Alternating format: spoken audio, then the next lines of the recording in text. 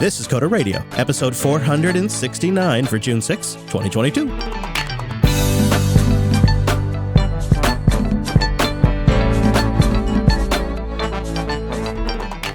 Hello, friend. Welcome back to Jupiter Broadcasting's weekly talk show, taking a pragmatic look at the art and the business, the software development, and the world of technology. Positioned right up here from the sunny Pacific Northwest, we're joined, as always, by our host, Mr. Dominic. Hello, Mike. Hello, Chris. And your brother in good hair was spending some time with us earlier. He's sort of the hair king, really, isn't he? Really, the Lord of the Hair. The Hair Force One, you could say.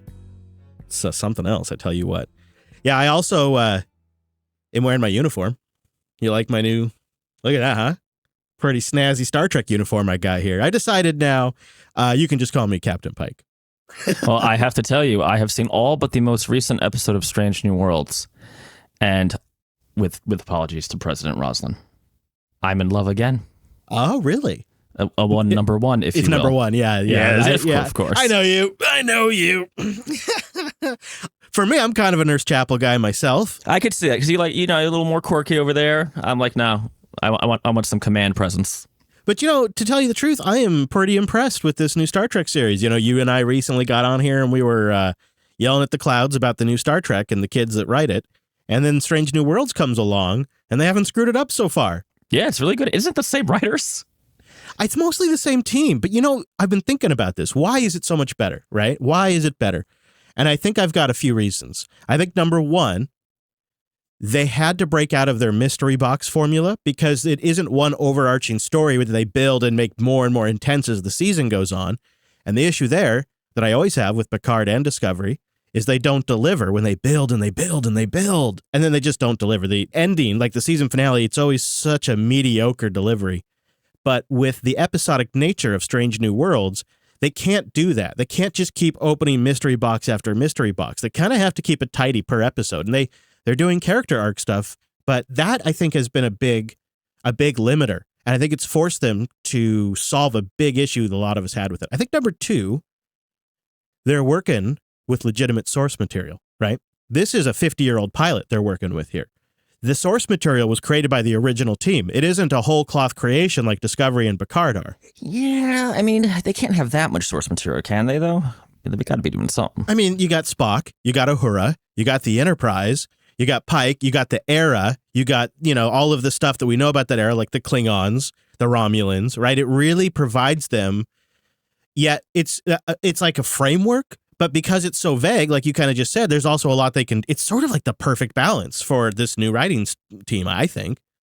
This is my theory, at least. Because, you want to look at it almost from like a product development standpoint. Because the first couple of versions, Picard and Discovery they launched, I think don't hold up as products. I think they had systemic problems. But then they got this one so far, they've got it right. Now, they could still screw it up.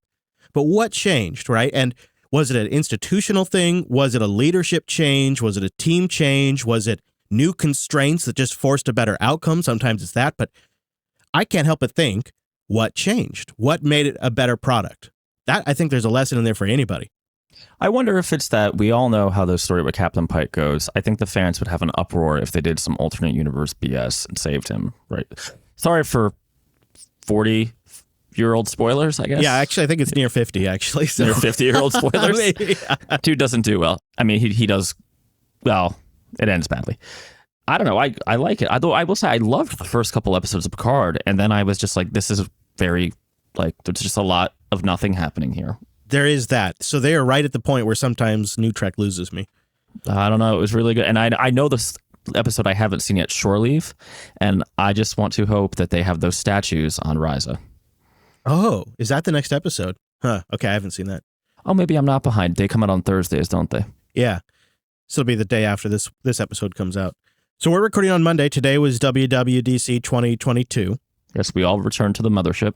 I am totally discombobulated because I didn't get in until right before the stream starts. So this is going to be a focus show is what I like to call it. And I think, what you and I need to figure out, which we could have talked about earlier, we got to figure out when we're going to do a double because you're traveling and I'm traveling soon.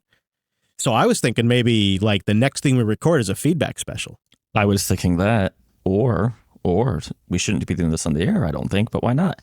Production meeting time. I do have that Dev 1. Oh, I think we should talk about that today, possibly. Today, first impression. All right. Yeah. First impressions today, and then, yeah.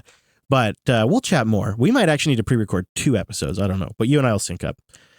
So I don't have much feedback for today's episode. So I thought we'd start with a couple of WWDC highlights and would kind of just work through what you and I found interesting. Apple mentioned right at the top, they have 34 million developers. That's a lot of $100 a year subscriptions. I'm sure some of those are free, but 34 million devs is their biggest number ever. They really went all in on Craig Federighi this year. They had like glorious Mission Impossible meets Air Force One. I actually loved all of them. They were so on the edge of being too much, but I loved them. Especially that one where he super ran like Speed and put his hair back. I might have a man crush on Craig Federighi. The only problem is when he tries to be earnest and he tries to be, earnest about your privacy and stuff like that. I don't buy it anymore. I also don't buy his epic basketball shot. I don't think he made it across town. Okay, that's where they went too far. Is the swift, the tracksuit? Yeah. That was too far, dude. I was like, okay, that's too much. I feel like that conference where I watched Craig Federighi try to claim that any kind of sideloading at all would hurt mom and grandma. It changed forever how I see that guy now. Like when I see him get all earnest about safety, I just don't really buy it. It seems like he's acting. I also thought the Tim Cook stuff seemed a little rushed. It was just boom, Tim Cook. He was kind of going like he needed another couple of takes. This was like his first or second take of the read, and he was rushing through it. They didn't treat the audio, so there's room because I'm listening on my studio headphones. There's crazy echo on Tim's audio. They didn't, and they've shot in those locations before without that problem. And Tim Cook just kind of he blazes through the beginning and he blazes through the end. They were both clearly shot at the same location at the same exact time of day. They got like 20 minutes with Tim this time, and they just rushed it. And I find that wild, considering this is their most public thing they do now. I feel like Craig Federighi is just kind of better at the kind of silly, showman stuff. Oh, no doubt about it. Craig's the better showman. But Tim's previous introductions were much more produced. Like they were, the camera shots were better. The audio was better. Tim's reads were better. When you're working with somebody who's not familiar with any of that stuff, they generally need a couple of passes at it before they get a real natural on-camera read. They didn't even bother with that, with the intro or the outro. And he didn't show up at all in the rest of the video. Just an interesting observation, I thought. Probably fine. I felt like there was an overall theme to this WWDC. And not to be cliche, but I really felt this WWDC's theme was finally. Like, we're finally getting this stuff. Some of it, it's like, I'm kind of angry. It's only now arriving. And some of it's, it's great to see it here. Like, they made a big start with the new lock screen. It looks great. It reminds me of watch customizations, but I can't believe we're 10 years into this thing. We're finally getting this. Yes, and the whole profiles thing, which is directly related to the lock screen, is I looked it up, was a feature of WebOS way back in the day. Yeah, and different Android vendors took cracks at this too. Yeah. Generally, Apple does a better implementation when they do. And one thing I liked is right off the top, they're like, API for this, API for this. Like the new lock screen, there's a live activities API. The new focus mode, there's now a focus filter API that extends into apps. That kind of stuff, right? There's now a new shared with you API for messages, so you can reach into there. New APIs for dictation, new APIs for maps. They just boom, boom, boom, boom. Every time in the beginning, it didn't keep going like this, but at the very beginning of the keynote, everything they announced, they said, and there's an API for it. That's good to see. That feels right. Like that's how they should be at a developer conference. And the one thing that I noticed, and I'm curious your thoughts on this, they are really clever with their messages strategy. And I think most of the chat room that was watching live didn't get it.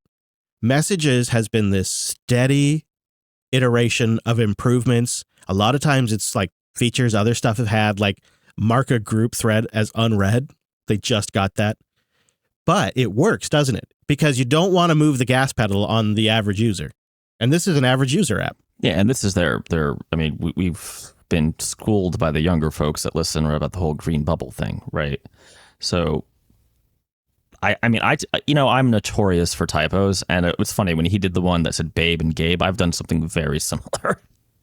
And you just want to change that, right? You just want to like have that not be like something that can come back Yeah. 10 Well, years I had later. an embarrassing typo to my dad that was one of those things. I was like, oh my God. Sorry, Dad. Yeah. It's good to see that stuff, I suppose. I think in general, Apple has pretty good family stuff, but I think they finally addressed the shared photo album. We've gotten questions into the show about this. And this isn't too revolutionary, but the idea is that it looks like it's going to use some like Face ID. Yeah, I mean, like identifying the faces in the photo albums. It's going to use location information. It's going to use your family sharing settings. And a feature that I think is clever, when you're in the camera app taking the picture, there'll be a little indication if this is a photo that's going to your private library or your family library. And you can tap to toggle that. Nothing really, no developer story here, but I actually really like this from an end user's perspective because I've got devices I'm taking pictures with. My wife does. Now my kids do. And Angela does. We're all in one family sharing group. We are constantly trying to figure out best ways to share photos. And of course, it's all synced to iCloud and backed up. I mean, for average users, these are table stakes features that, again, finally. Yep. I mean, I feel the parental control stuff I think was good. Maybe not super interesting for the show, but it goes into your family sharing thing, right? Easily. Oh, every couple of years, kid has to get a new iPad because weirdly enough, schools use them now, right? But you want to lock that stuff down if it's not school issued.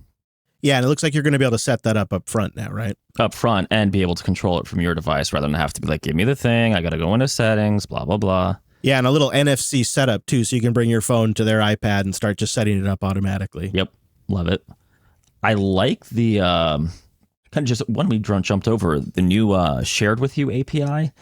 Depending on how robust that is, that could be really cool when you tie it to shortcuts, right? Or even just like automation workflows. Get me all the pictures that grandma sent, right? I'm in a very family-oriented mode apparently right now, but you could see how that could really just ease a lot of the copy, paste, blah, blah, blah, go back, get another one, copy, paste. Yeah, and it'd be a great way to just make sure you're always grabbing the photos and backing them up and you're not accidentally letting them expire and lose them. And yeah, especially when you pair it with automation, I could see that really nice. There was one that our chat room was I think the most universally against one of the announcements. And this was the full CarPlay take over your whole dashboard, everything. How often does I can tell you from my experience, my phone dies all the time, right? If I'm running around going from place to place. And also that seems really distracting to me. I have no doubt they would build in some sort of can't edit while you're moving feature. Accelerometer detects movement. They just disable editing. Ford's going to have to build their own UI anyway, because there's going to have to be like, you don't have your iPhone with you, fall back to something sane. Oh, man. That means this is going to suck. Right? Of course, it sounds like 20 manufacturers are claiming they're going to support this. I'll play devil's advocate and just say, I agree that CarPlay is a mandatory feature, or Android Auto if I'm using the Android, because ultimately it is a much better experience than anything that the vendors provide. And one of the reasons why I don't really want a Tesla is because I can't do CarPlay on it. And I know that sounds crazy and I'd probably get over it, but I love having my podcast and my nav and everything can be on my phone. I can look a route up on my phone. I can download podcasts on a phone, all that stuff you can do on your phone. And then I can just go plug it into my dash and I have all of it on the screen of my car. I love that. I could see it being a better experience than what any manufacturer is going to make. But you're right. They could never depend on it. So, of course, it's going to be like an application that's running on the vendor's platform. I don't know. It does make you think maybe Apple does have some division internally that's doing car stuff, even if it's just for these kinds of products and not ever going to result in an actual car. Could be, yeah. I personally super excited to see them spend so much time talking about Matter up on stage. Matter is a multi-vendor home automation protocol, basically, and it includes Amazon and Google and Microsoft and the Zigbee Foundation and a whole bunch of vendors. And the great thing about it is it requires, to be compliant with the Matter standard, vendors must implement a local control API so you can control devices over your LAN. It's a requirement to be compliant with the spec. No cloud services dependencies. Now, you can use cloud services and you can offer additional services, but the minimum spec requires that you have a local control protocol. That's a big deal. And so to see Apple up on stage pushing it when it's been sort of lagging, I felt was a big moment for the Matter protocol. I think this WWDC just changed the game for Matter. So for us in like the self-hosting community, this is a big deal.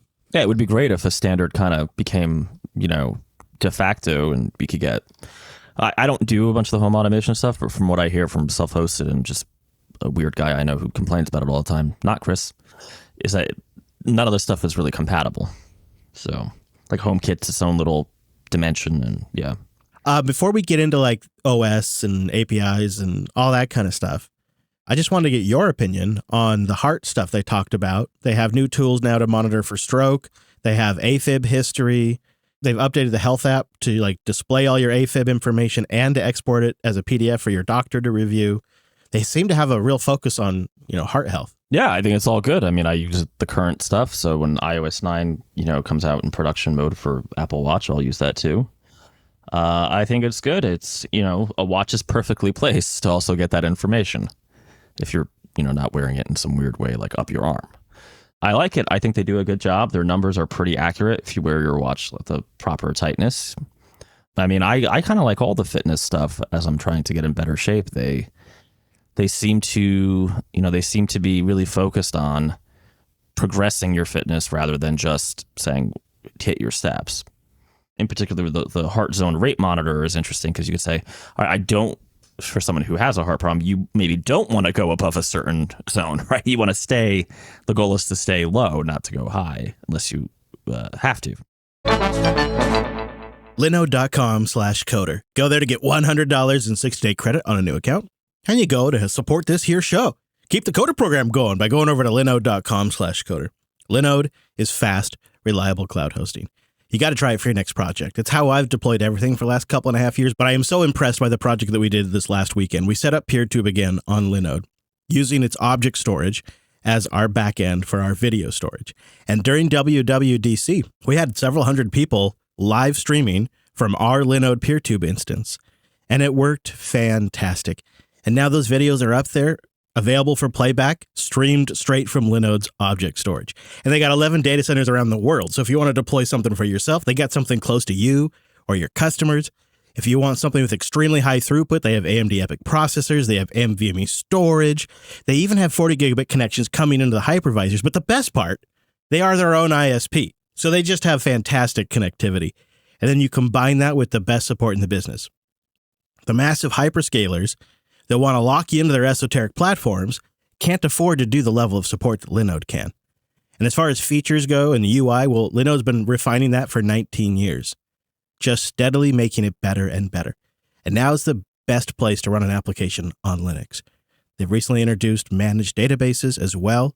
I've told you I love their object storage, their cloud firewalls, their alerts that you can simply configure, their dashboard that makes it simple to see what your machine is up to, and of course, the support and the performance. Go build something, go learn something, try something, and support the show. Just go to linode.com/coder. Get that $100 and try it out. Linode.com/coder. I think the biggest item that got your attention and my attention is the M2 was announced, and there's a lot here. 50% more memory bandwidth, up to 24 gigabytes of RAM on the base M model, 8-core CPU, that's 4 high-performance, 4 efficiency cores.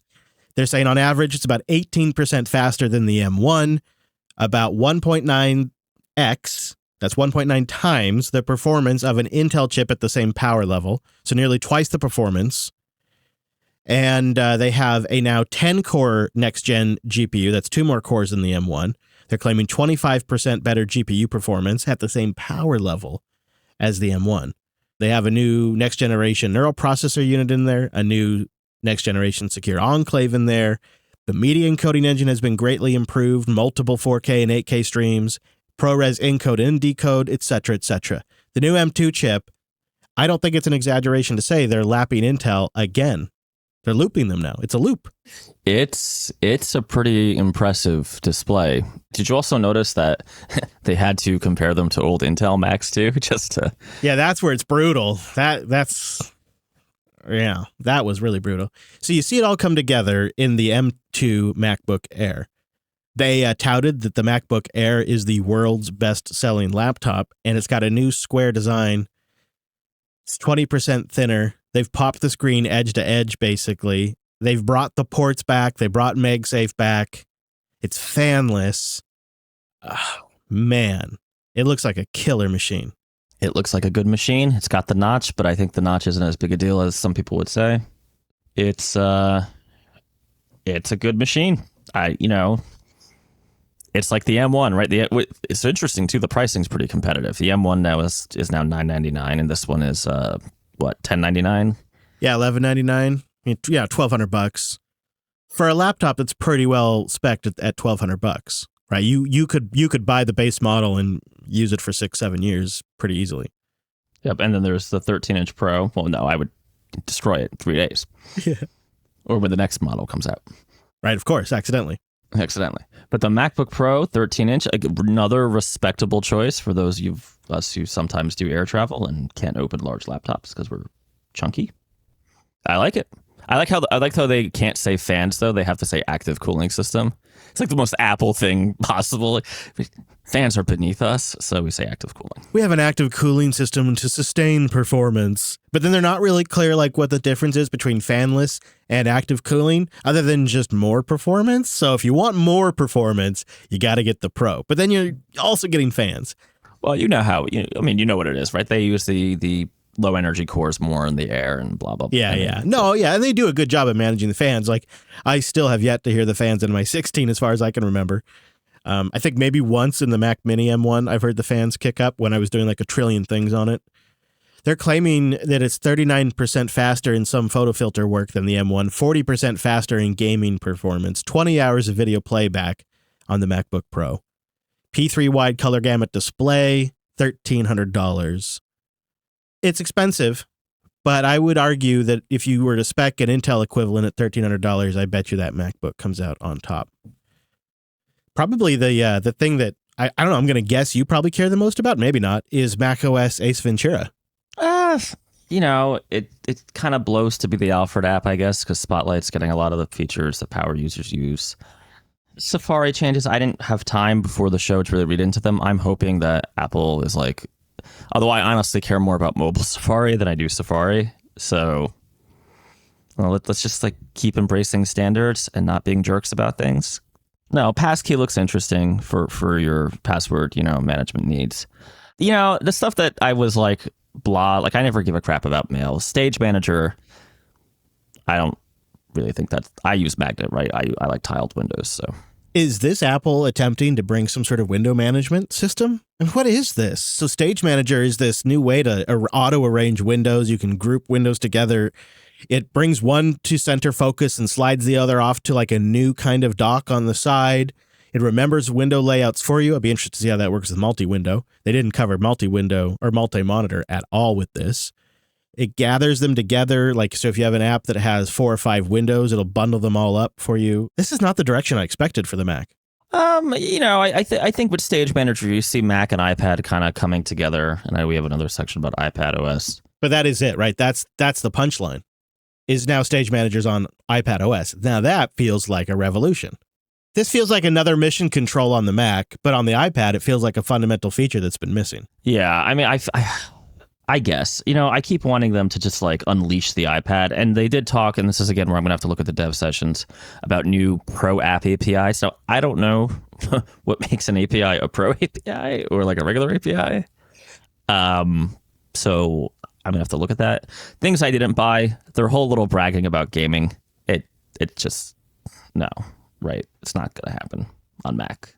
Well, wait, before you go on to that, going back to the iPad, they said that apps will get 16 gigabytes of virtual memory. That they added a virtual memory manager to iPad OS. That seems kind of like a big deal. Yeah, good for Photoshop. It's going to be great for Photoshop. Also, they introduced real grown-up display support. Like you plug in an external display, you get the full resolution, and you can drag windows between the screens. I've been burned by this so many times where I like get off a WWDC or one of their events. I'm like, yes, finally I can do those pro tablet apps, Star Trek style that I want to do. And it's like, well, actually, these are just basically iPhone apps blown up. Isn't the issue, honestly, that they could do anything to make iPad OS multitasking more powerful? And at the end of the day, if you don't know if your app's going to make it through the App Store, what's the point? That's the fundamental issue. And they don't even touch on that. Well, it's really a two-step, right? One, does the API exist to do what you want to do? Two, is it somehow skirting or coming close to a perceived edge from Apple? And you don't really know what those edges are. Now, I'm still willing to bet, now that they've had to do the Epic lawsuit, and there's going to be more of this App Store scrutiny, that they're going to be a little less jerk-like about this stuff. But obviously, like anything that tries to skirt in-app purchase is always gonna be looked down upon, shall we say. I do wonder about things like, why can't we have like a really, really good text editor that actually can like compile code or like do a debugger on the iPad? And the answer is because they just don't believe in that. They want the code that always runs no matter in what environment to be downloaded and vetted via the App Store, which is a security thing, but it also severely limits some of the cool things you might be able to do with an iPad app, right? I will double check on this. I hope to be wrong, but I have a feeling these are more impressive demos than than actual leaps forward in making the iPad. When I say a pro app, like I don't know what pro API means. Like I said, when I say a pro app, I mean something I'm like charging significant money for, right? Significant in the iOS world, I guess, is like 14 cents. But, like $50, right? A yearly subscription, $50, $100. I don't know that you can provide that full feature stuff. Now, there are some areas you can, right? Apps for DJs, app for podcasters. Those are people who, although, again, you have Spotify and they're Sherlocking the crap out of you. So it's true. Yeah. Yep. I don't know. We'll see. I've been burned before. So maybe, I hope I'm wrong. I also wonder how much of this is limited to the M1 iPads. Some of this new multitasking, multi-monitor. A lot of it is. Mm-hmm. Yeah. They finally introduced WeatherKit for iOS. They bought Dark Sky, I can't even remember how long ago. And they just finally introduced a WeatherKit API. I don't know what that means for developers like Carrot Weather, that, they're an independent weather app. I don't know. Now anybody's going to be able to bang out a weather app. We'll see how that goes. They also, on the iPads, they announced display scaling. So you don't necessarily have to run in pixel doubled mode. You could scale it back and get more screen resolution on your iPad. You combine that with, what do they call it? Stage Manager and the multi-monitor stuff. And then maybe you have that $300 Magic Keyboard with that thing and maybe a $100 pencil with that thing. What you have is something that's damn close to a laptop, but it's iOS. And for some people, I think that actually is I don't know. I still use my 2018 iPad Pro and I still like it a lot. I still find it to be a really good device just for really focused communication. It's such a big investment that I would only be willing to do it very rarely, But they're getting there slowly. Maybe they move so slowly because people upgrade so slowly. People like you and I, we don't get new iPads that often. So maybe they just figure they can go at it nice and slow. Could be something like that. They also, jumping around a bit, talked a little bit more about continuity. You're going to get FaceTime handoff. That's actually a pretty good feature. I think Apple automatically just now has like, if a contact supports FaceTime or something, when anyone in my immediate family calls me now, they're always calling me as a FaceTime audio call. So getting FaceTime handoff is nice. And then in the finally category, iPhone as a webcam. Available later this year, paired with a MagSafe clip that mounts it on the top of your monitor or your laptop. You attach the MagSafe clip. You don't even have to wake the screen of the iPhone. It immediately wirelessly connects to the Mac as a full-res camera. And then they spent God knows how much time developing this crazy-ass niche feature that uses the wide-angle lens of the iPhone to actually capture your desk, your keyboard, and your mouse so you can show people your workspace if you want without having to change cameras. That might be cool for like a VR situation. Virtual workspaces? Maybe. I mean, I doubt it, but yeah. This is a nice little thing, though, because you got good optics on that iPhone. It's got a good image signal processor, and it supports center stage using that wide angle. So I don't know. I look at that kind of stuff, and I put that all in the nice to have category, but it seemed like some years are like this more than others, but it seemed like this was a year where everything was about the Apple ecosystem, with the exception of Matter. Everything requires that you are all in as a developer. You're all in as an end user. It is nothing really new to bring you into the ecosystem. There wasn't like a new category or something like that. It was very, very much a deepening that trench, and what I got out of this, when you look at all of the share stuff, the family integration stuff, the handoff stuff, what I got is Apple is creating an ecosystem out of your friends and family. With the iMessage improvements, with the auto share API, they're creating, so now they're extending their ecosystem beyond their, like, before the ecosystem was watch, phone, Apple TV, Mac, HomePod, right? Now it's all of those things, but now it's all your family and friends are interconnected with all those things too. And now they all are creating a collective dependence on Apple services and Apple messaging and etc. And making it a pain in the butt to leave the ecosystem, which is, we know, is their goal, because one of the emails revealed in the Epic trial was, on the hardware side, one of their big concerns is we need a cheap iPhone and we need messages to make sure that parents don't just give their teeny bopper, a cheap Android device. This is the WWDC where I think that master strategy becomes kind of obvious on its face. And now looking back at it, it's clear this is where they were going. This is why they've always made such great family sharing options. That was always their incentive. But with this WWDC, it really felt like, hey, look at the stuff we have, and look how it gets even better when you use these new collaboration features.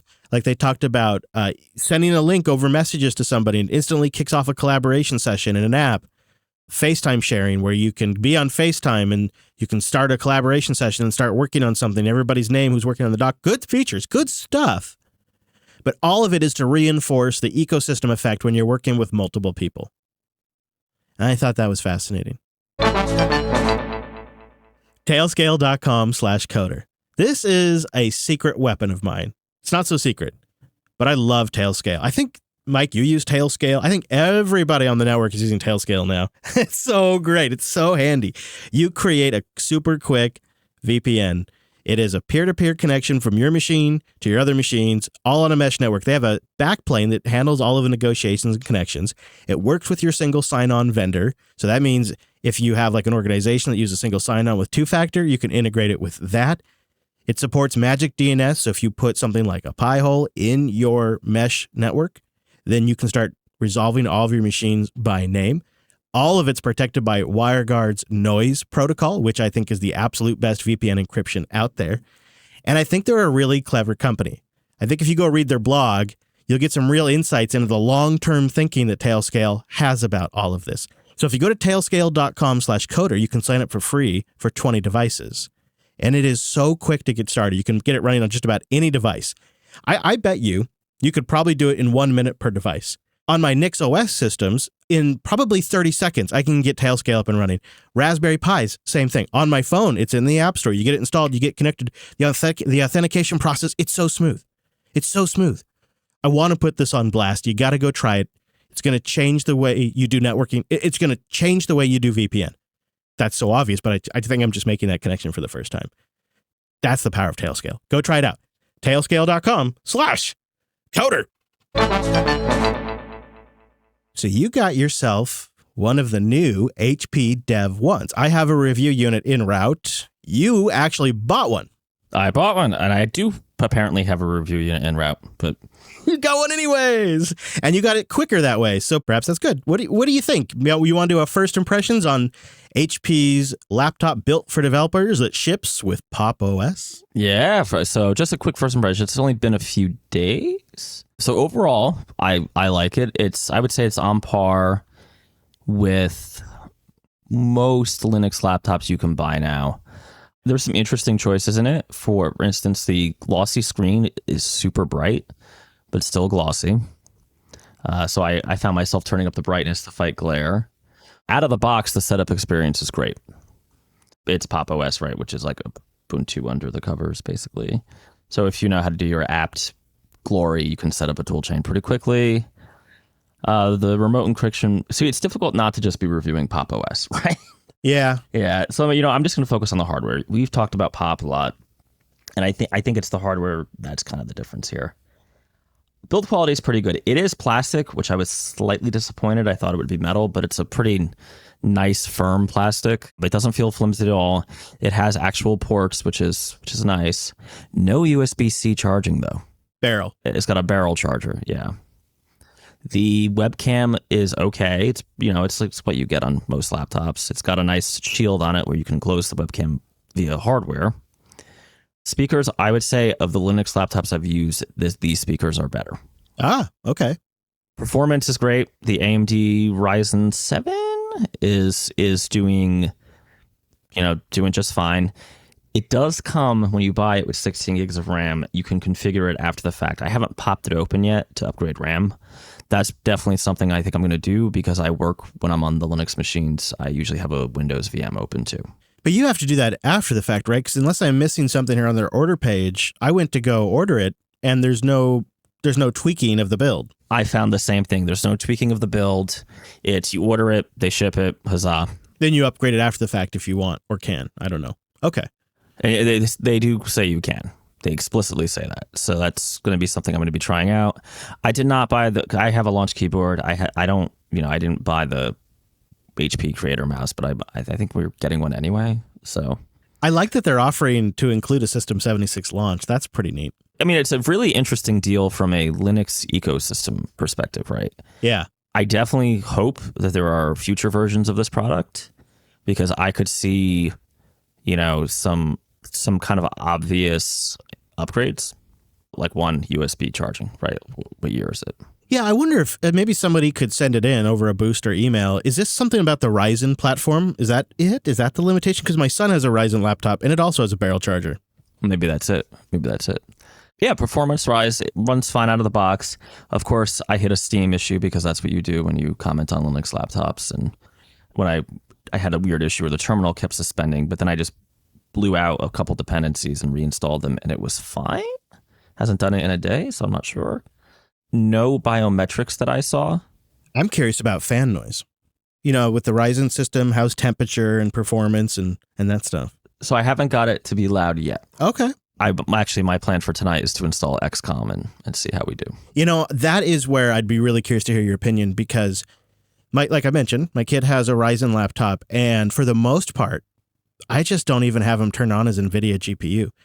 I have him just use the built-in Ryzen graphics, and it looks pretty damn good. So the idea that you could have pretty acceptable gaming performance on a laptop with the integrated GPU is a serious seller for me because if I'm going to blow, $1,100 on a laptop or something, $1,000 on a laptop, and it's going to be a Linux laptop, I really want to play some games because there's so many great games for Linux now. Yeah, well, that's one of the big things Linux has over Mac OS, right? It's just leaps and bounds above it in gaming. Real-time follow-up from the chat room. They have a Dell with a Ryzen that has a USB-C charger, so it's probably not something specific to the Ryzen platform. Okay, and I'm sure if we looked deeply that there must be some very similar Windows HP, right? Like SKU. Could be a next generation thing too. Like if they started working on this a year ago or something to, QA it and everything like that. The only thing I haven't just real quick tested yet is I want to see how much pressure it can take without getting super loud. Yeah. So far it hasn't gotten loud at all, but I'm always skeptical of that. Also curious about your first impressions of the keyboard and trackpad quality. The trackpad, it's a little old-fashioned. First of all, it has a nubbin. The little, the ThinkPads have the nub in the middle of the keyboard. The track point. Thank you. The track point. I could not use one in the early aughts, and I still can't use them now. So I'm not the best person to ask about that. Trackpad's fine. It's got 2 dedicated mouse clickers. You can change that in the settings to do some more gesture stuff. They do have some interesting gesture stuff enabled. It's for a Windows trackpad, it's not bad. It's good. I'm not, non-Mac trackpad. It's pretty good. I would say it's probably on par with. I have an older XPS. It's pretty much on par with that, right? That's, I'd say, an acceptable performance. It's not standout, but it's acceptable. The keyboard is nice. I actually like it. They cut like a circle, like a half circle, in the keys where the track point. That's what we said. Where the track point is, which I thought I would find very annoying, but it was fine. The battery life, well, I don't think Pop! OS tells you the truth about your battery life because it jumps wildly all the time. least in my usage. It's actually been better than I thought it would be. Oh, okay. I'm going to take it on the road and see, a more true test, right? Working out of the house, not being plugged in, or, what is it really? What's it like in a realistic usage, right? Like streaming Spotify and working in VS Code with Slack open, I'd love to hear the results of that test. Yeah, because this is a machine you need to take with you sometimes. So, okay. At this stage, where you're at, would you buy something like this for a new hire? You got somebody coming on. I mean, one of the things you got to give these guys is they got this thing to you fast. Would you buy something like this for a new hire? If it holds up, and I'm doing kind of a month-long test of it, this could be the easy, Madbot or standard issue. You're a new random Python or Ruby guy. Here you go. I mean, we're mostly buying Linux machines now anyway. So another nice thing about this machine is right now we have like a bunch of different S76 and a few Dells running around. It would be nice to standardize for kind of like lots of reasons, right? I could maybe get a better deal on buying RAM chips if I could order just like... It would be great if I could buy it with more than 16 gigs of RAM and not have to deal with that problem. Yeah. But as it stands, the process is I buy the machines. I try to install the dependencies that I think the person's going to need for their role on them. I give them the password, blah, blah, blah. And then I send it back out, which is, very inefficient. But it saves usually like half a day of I can't get my tool chain up. And I guess if you were going to deploy Pop! OS already, it's getting you just that much further down that process. Yeah, I mean, built-in's a lot easier, right? And then I know that like there's someone for me to yell at if somebody's Wi-Fi card dies. So it's got 2 USB-A ports, 2 USB-C, and HDMI out, and of course a headphone port, and then the barrel connector. Not bad on the connectivity side. No, not it's I gotta say, like for a web dev laptop, I think this is a very viable choice if you want Linux. I know there's a lot of caveats, but I feel like the Linux machines are somewhat have to be judged both against the Macs and the higher end Windows machines. But also if you're coming to the table saying, I will only buy a pre-installed Linux machine, that's kind of a different category, right? Right. This is a tool to do a job. Yeah. I need a Linux development environment. Yeah, and the pricing's not bad. All right. So I've got a whole battery of tests I want to throw at it. I, of course, want to really kind of dissect it, try different distributions on there, see how Wayland works on there. I want to throw it through all of the various paces, but I'm content to wait because your first look here has answered some of my questions. Now, to be clear, it looks like a glossy display, but they have notes on here that make it look like they've tried to make it usable in a bright environment. Did you try using this thing outside? I did. So I was able to overcome the glare by turning the brightness all the way up. Whoa. That, of course, hammers your battery life. It gets bright, though. It gets bright. I think they said it was like 1,000 nits or something crazy like that. As a Linux user, what I love about this laptop is the idea that with a Ryzen GPU and a Ryzen CPU, I do nothing beyond just install my distro. And I've got full 3D acceleration. I've got full frickin' open source graphics. To me, that's a very compelling starting place. And it's why I bought my ThinkPad. And I went all Intel. And the performance has been inadequate. I have never really been that happy with my ThinkPad. I still use it.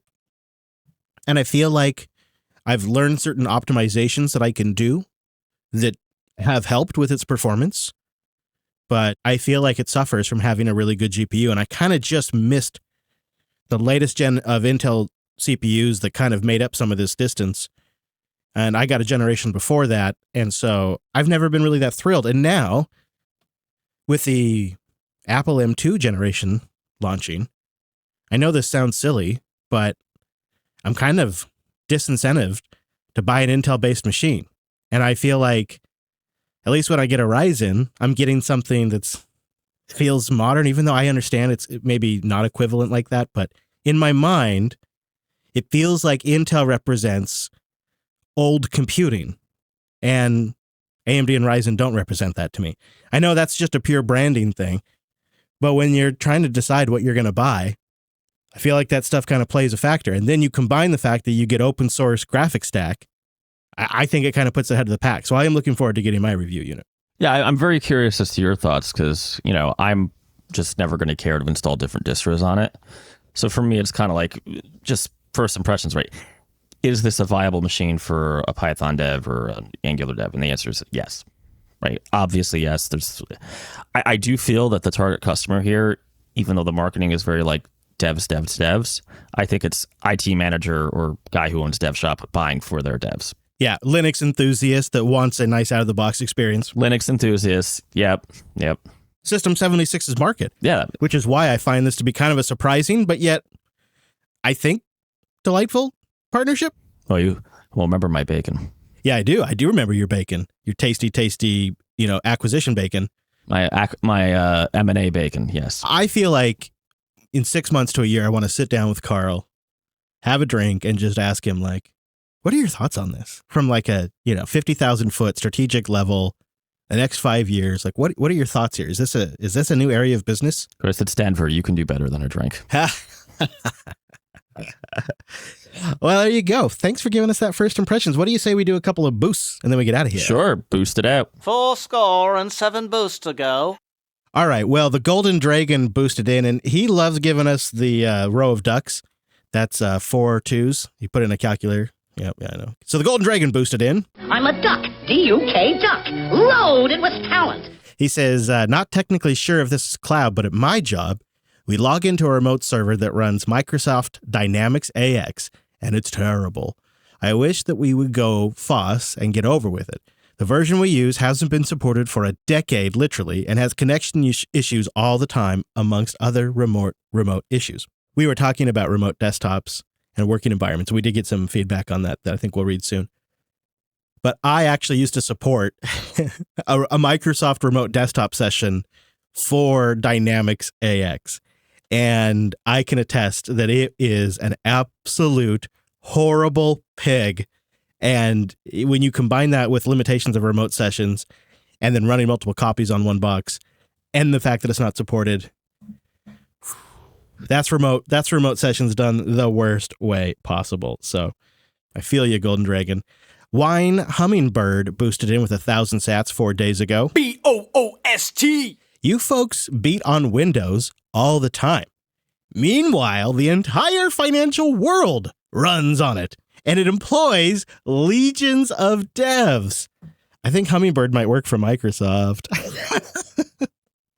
He's right, though, or they are right. One of us once said Windows 11, or Windows 10 was the best Linux desktop distro. So you did say that, didn't you? And I did the WSL and the WSL2 challenge, and I had the Penguin guys when I did the interview show, and I did a lot of Windows love, mostly sub-Linux love, but come on. It's because it's been a while. You know what? We do, on average, go hard on Windows because we don't like it as a desktop experience. But there has been several times where we come on the show and been like, no, Microsoft nailed this. They've done a good job with this. It's just far and few, mostly because I think you're bitter over the whole Metro stuff and Windows 8 phone stuff. I shouldn't have said anything. All right, moving on. Never forget. Never forget. Knicks are boosted in 5 days ago with a row of ducks. Thank you very much. And here's something for your trouble. He says, just giving love for the best podcast for developers out there. What do you think of that? He must be drunk. Suck on that, ATP. Hey. Oh, no, you're right. You're right. I accept you as you are. Nixer actually came back in with a double boost. Boost. He said, I caught the part about the cloud work and I wanted to send this in. I work for an MSP remotely. They actually have a box set up in the office in Texas that I use for support to do remote into that box from New York.